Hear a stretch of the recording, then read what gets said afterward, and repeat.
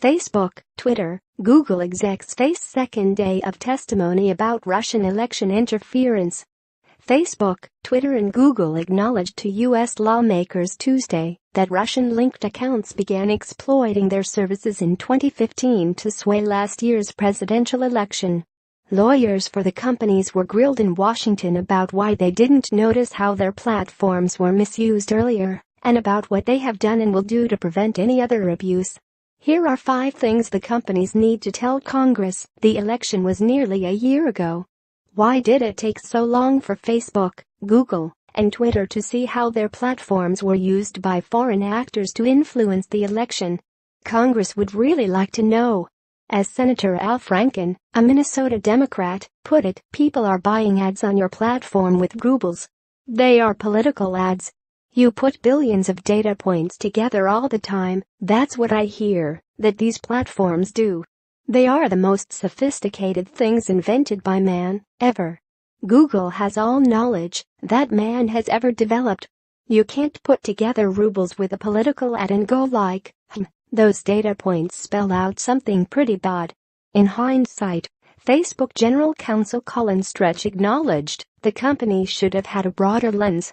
He also noted the company published research in April disclosing that governments and other malicious non-state actors were using its social network to influence elections, though the company didn't directly name Russia at the time.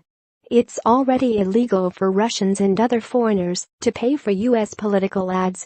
But some lawmakers suggested there was no way for tech companies to know if entities from other countries, like China, North Korea, or, in one memorable exchange, Turkmenistan, had also misused their platforms.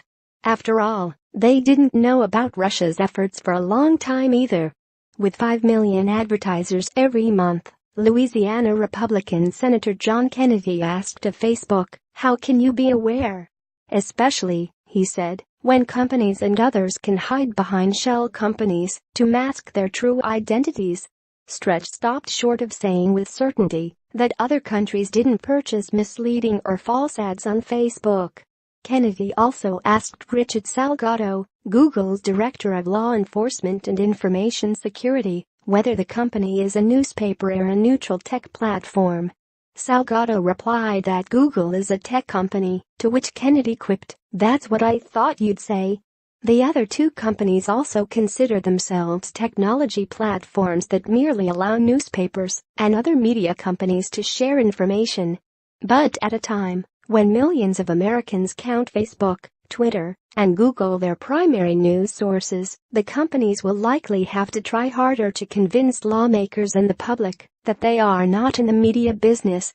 The distinction is important when it comes to regulation. Tech platforms are generally not responsible for the content on their sites. Media companies are. Facebook has already disclosed that content generated by a Russian internet agency potentially reached as many as 126 million users.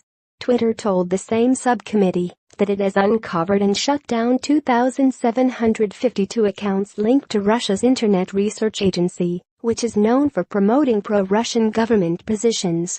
Google said it found evidence of limited misuse of its services by the Russian group, as well as some YouTube channels that were likely backed by Russian agents.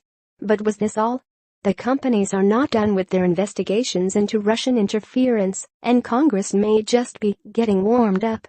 Minnesota Democratic Senator Amy Klobuchar pressed representatives of Facebook, Google, and Twitter to declare whether they will support the so-called unhissed ads bill she has introduced with fellow Democratic Senator Mark Warner, which would bring political ad rules from TV, radio and print to the internet.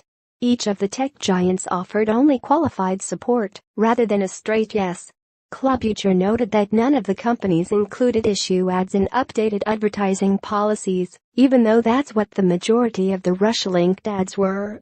Rather than outright supporting a political candidate, these ads deal with hot-button issues like race and immigration, and are designed to sow discord among the public.